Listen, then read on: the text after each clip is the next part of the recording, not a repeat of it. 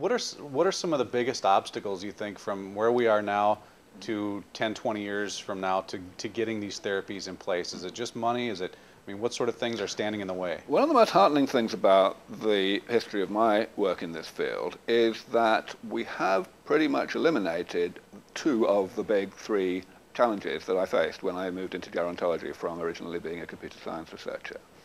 The three challenges were, number one, come up with a really good, solid, detailed, concrete plan for actually defeating aging. Number two, identify the world's best people to work on it, the best professors working in the various relevant disciplines, and get them interested in actually working on it rather than working on something else that might be of less biomedical value, which is what they would be tending to do in the first place. And number three, find the resources with which to pay these people to actually do the irreducibly expensive biological research that's required.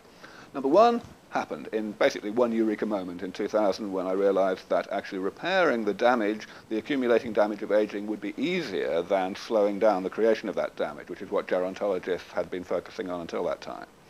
Number two, getting the professors on board has basically been an ongoing process since, well, since before that time actually, but going forward, but it's basically done. You know, for every single area that we need really expert specialists to be enthusiastic about getting on and doing this work, they are there, they exist. We have the most absolutely stellar research advisory board that you can see on the website, sense.org.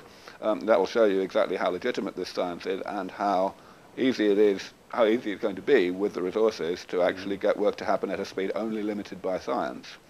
So yes, absolutely, it's only one thing that we need. We need more resources to get this work to go faster. I would estimate that if we were to have, let's say, $50 million a year rather than 5, then we'd be going about 3 times faster, and that's an awful lot of lives to save.